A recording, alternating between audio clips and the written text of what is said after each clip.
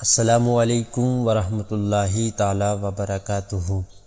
کہتے ہیں ایک عالم دین وضو کرنے میں مشغول تھے۔ ایک شخص جلدی میں آیا، وضو کیا اور جا کر نماز پڑھنا شروع کر دی۔ عالم کا معمول تھا وہ وضو کے تمام مستحبات بھی بجا لاتے اور دعائیں بھی پڑھتے۔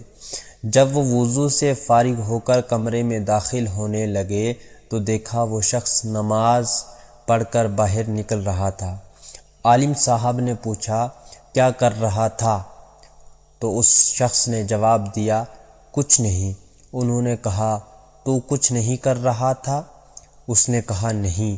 اسے معلوم تھا اگر کہوں گا نماز پڑھ رہا تھا عالم صاحب اسے واعظ و نصیحت اور تلقین کریں گے۔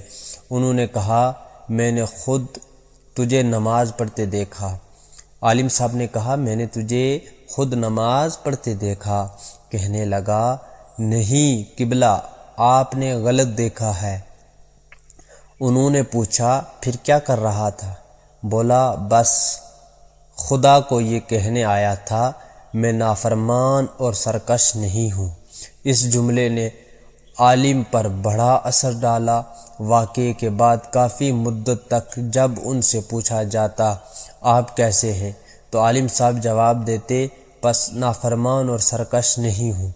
اے مالک ارض و سما، اے ہمارے خالق و مالک، اے ہمارے خالق و رازق، ہم جانتے ہیں ہماری نمازیں، ہمارے روزے، ہماری عبادات، ہمارے معاملات اور ہمارے معمولات کچھ بھی آپ تیری شان کے لائق نہیں۔